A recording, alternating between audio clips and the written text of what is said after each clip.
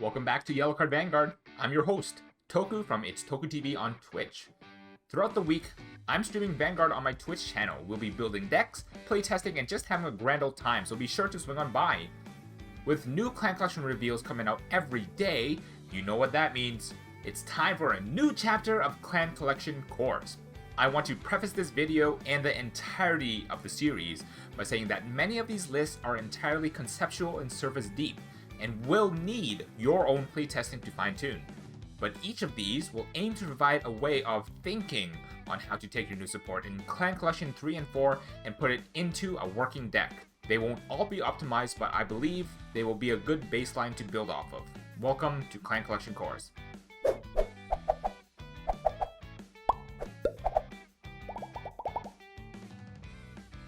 This episode will feature one half of the new Genesis support and will feature V Premium's first Reverse unit, Demise Queen Himiko Reverse.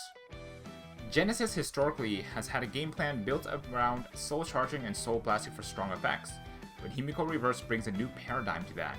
Instead of soul blasting to the drop zone, use soul blast 1 to the rear guard as lock to activate effects. Let's see if Himiko Reverse's paradigm shift leads to a shift in Genesis strength in the meta. Introducing Demise Queen Himiko Reverse. This baddie comes equipped with 2 effects, one that activates in the hand and one that activates in the Vanguard circle. While in hand, at the end of your turn, if you have a Himiko named Vanguard and you've activated a trigger effect 2 or more times this turn, you can pay the cost to suck all of your rear guards into the soul, at least one, and rewrite this card as rested. On the Vanguard circle, once per turn, when Himiko Reverse is attacked, you can counterblast 1 to draw 1 card and place from your soul a critical or a draw trigger as locked into one of your rearguard circles. Then, if you did, for each of your locked cards, activate that trigger effects once. So if it's your only locked card, you activate that trigger once, and if you have 2 locked cards, twice, and so forth. Let's talk about Himiko Reverse before we get into the list. Since she activates on attacked or while getting attacked, every turn cycle you are counterblasting 2 for her effects. She eats through your resources like damn. What is cool about it is that she does give very good defensive power when you combine her skill on the defensive with a draw trigger and offensively with a crit trigger. Most times, due to lock rulings, you'll get 2 offensive trigger activations through her skill and only 1 defensive trigger activation. Unless you play against Link Joker, then we can get some funny shenanigans going on. Her first skill to rewrite into herself from hand plays very nicely with the original Himiko, but also she plays with herself as well. Now I'm sure most of you looked at the list and were very shocked to find that we opted to not run any Himiko period, and I'll explain why. The original Himiko is very restrictive. Not only do you need 6 cards in soul, one of them needs to be the trigger that you plan to use. Once you rewrite into Himiko Reverse, and once you've used that trigger, what soul do you have left to play with once you rewrite into Himiko Reverse?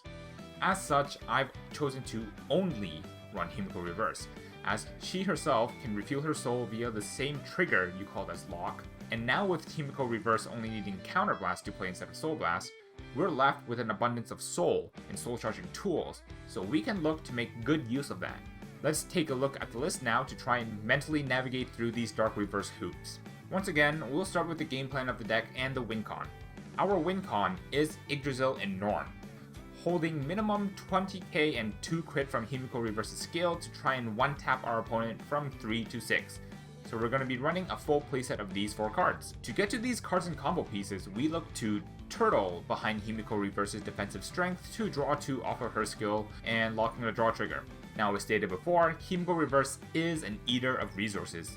2 counterblasts per turn cycle is no joke, and when we even put Yggdrasil and Norn into account, they both also require a counterblast. So I've opted to run 3 copies of Battle Maiden Imari, a rearguard with skill to soul blast 2 and countercharge 1 once per turn if our Vanguard circle has 3 or more force markers.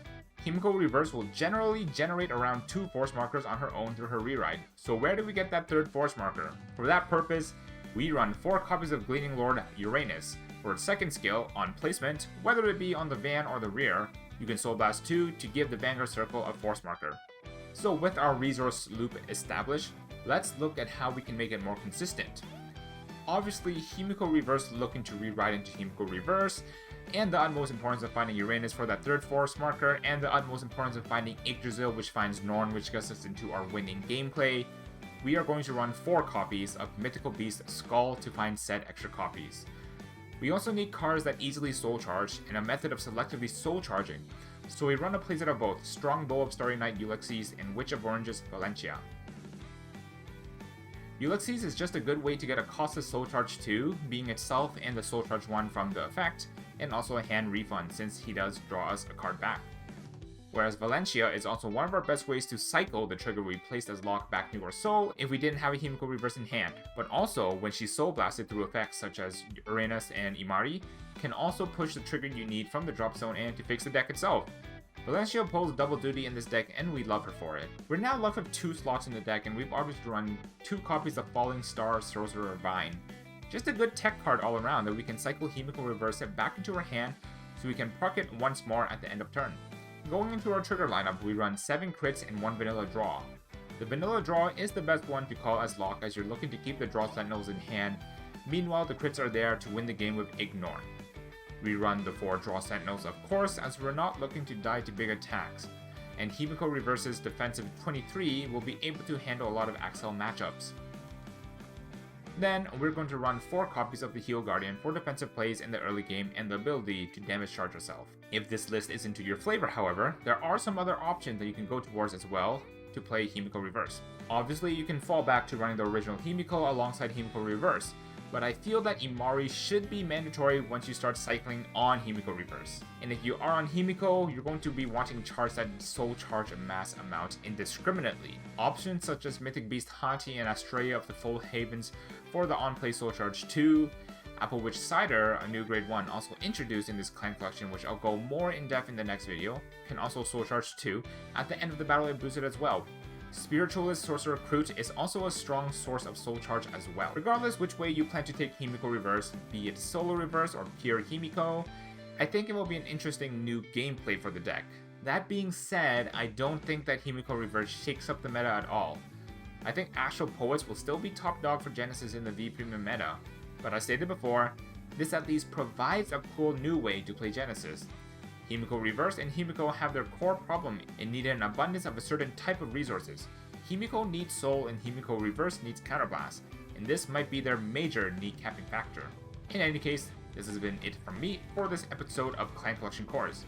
Be sure to subscribe to the channel for more content like this. Like the video as it helps motivate us to keep the gears going, and leave a comment down below to let us know what you thought about it. Every little bit helps the channel.